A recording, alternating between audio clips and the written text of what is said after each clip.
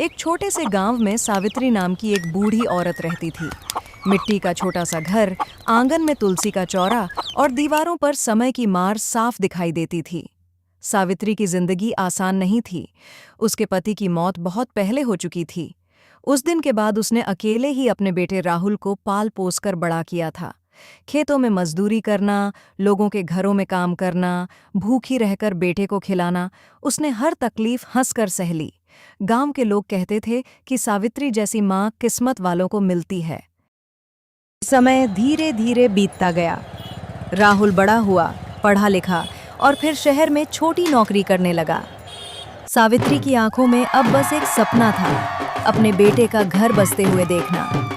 आखिर वो दिन भी आ गया जब राहुल की शादी तय हुई। लड़की का नाम था निशा। देखने में बहुत सुंदर, मीठी बातें करने वाली और हर किसी से मुस्कुराकर मिलने वाली। शादी के दिन पूरा गांव रोशनी से जगमगा उठा। ढोल नगारे बजे, बारात आई और निशा दुल्हन बनकर उस घर में आई। सावित्री की खुशी का ठिकाना नहीं था। उसे लगा कि अब उसके घर में बहू नहीं, बेटी आई है। शुरुआती दिनों में निशा ने भी ऐसा ही दिखाया। वो सुबह उठकर सास के पैर छूती, मीठे शब्द बोलती और सबके सामने बहुत सेवा करती। गांव की औरतें भी कहतीं, सावित्री, तेरी बहू तो बड़ी संस्कारी निकली। ये सुनकर सावित्री गर्व से मुस्कुरा देती। लेकिन धीरे धीरे निशा का असली चेहरा सामने आने लगा। वो बहुत चालाक थी। उसके मन में सिर्फ एक ही बात थी, घर और जमीन पर पूरा अधिकार। वो नहीं चाहती थी कि राहुल अपनी माँ के करीब रहे। उसने धीरे धीरे राहुल के कान भरने शुरू किए। कभी कहती कि माँ उसे पसंद नहीं करती, कभी कहती कि सास उसे ताने देती हैं। राहुल पहले इन बातों पर ध्यान नहीं देता था, लेकिन रोज रोज एक ही बात सुनकर उसके मन में भी शक पैदा होने लगा। अब घर का माहौल बदलने लगा। राहुल पहले जहां हर बात माँ से पूछता था, अब चुप रहने लगा। सावित्री समझ नहीं पा रही थी कि अचानक उसका बेटा उससे दूर क्यों हो रहा है। वो कई बार बेटे से बात करना चाहती, लेकिन राहुल हमेशा टाल देता। एक दिन निशा ने अपनी चाल का सबसे बड़ा खेल खेला। उसने घर के गहने खुद ही अलमारी में छिपा दिए और फिर जोर जोर से रोने लगी। पूरे घर में हड़कंप मच गया। निशा रोते हुए कहने लगी कि उसके गहने चोरी हो गए हैं। राहुल भी घबरा गया। तभी निशा ने धीरे से सास की तरफ इशारा करते हुए कहा कि कमरे में माँ जी गई थीं। ये सुनते ही राहुल का चेहरा बदल गया।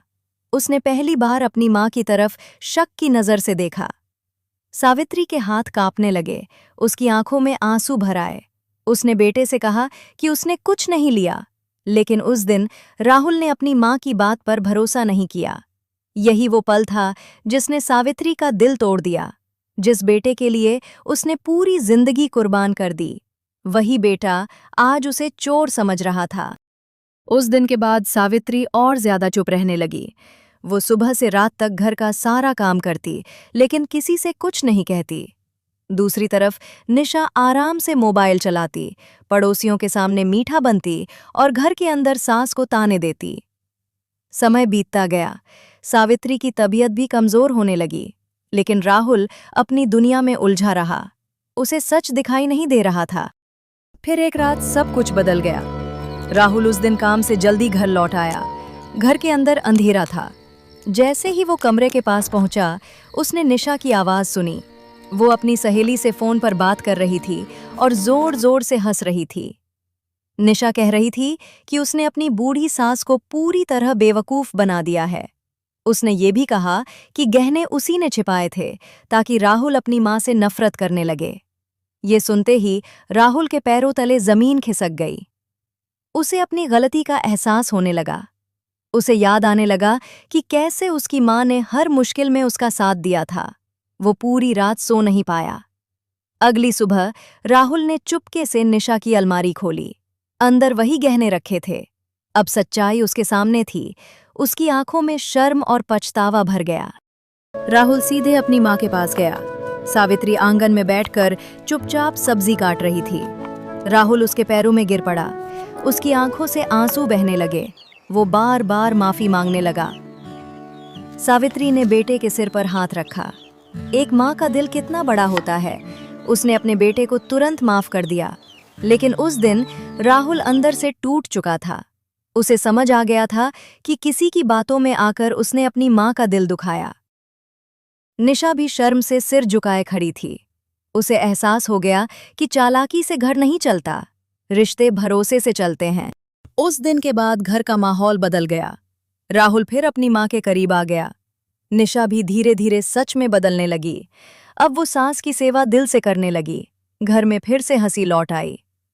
और सावित्री, वो हर शाम तुलसी के पास दिया जलाकर भगवान का धन्यवाद करती, क्योंकि टूटा हुआ परिवार फिर से जुड़ गया था।